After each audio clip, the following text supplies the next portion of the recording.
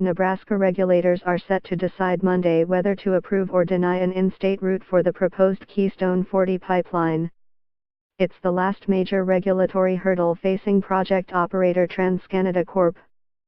The Nebraska Public Service Commission's ruling is on the Nebraska route. TransCanada has proposed to complete the $8 billion, 1,179-mile pipeline to deliver oil from Alberta, Canada, to Texas Gulf Coast refineries. The proposed Keystone 40 route would cross parts of Montana, South Dakota and most of Nebraska to Steel City, Nebraska.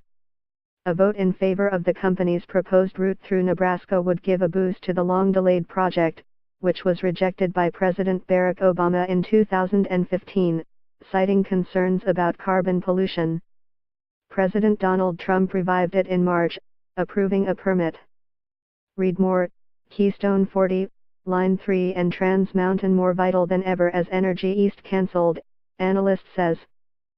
The project has faced a barrage of criticism from environmental activists and some landowners for nearly a decade. A ruling against the company would cast renewed doubt on the proposal and could lead to another drawn-out legal fight. Here are some things to know about the decision. The 5-member Nebraska Public Service Commission is forbidden by law from factoring pipeline safety or the risk of spills into its decision because pipeline safety is a federal responsibility. So, it will not take into account a spill of 210,000 gallons of oil on the existing Keystone pipeline in South Dakota, announced on Thursday. The simplest choice is a yes or no vote on TransCanada's preferred route through a dozen Nebraska counties.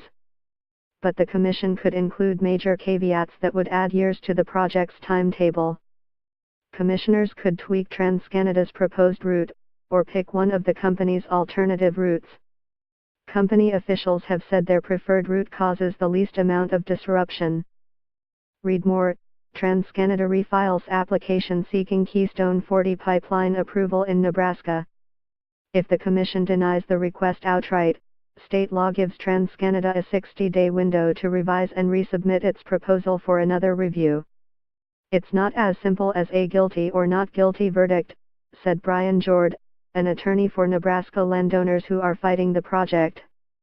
No matter what the commission decides, any group that presented arguments at an August hearing could appeal the decision to a state district court.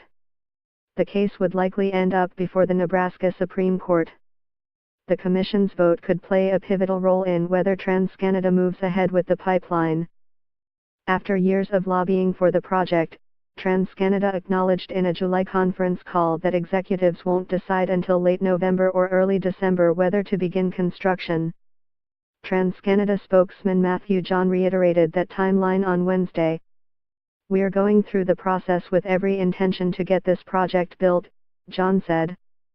"But there are factors that we need to work out prior to making that decision, including regulatory approval in Nebraska." Read more. Will Keystone 40 be good for Canada? Depends who you ask.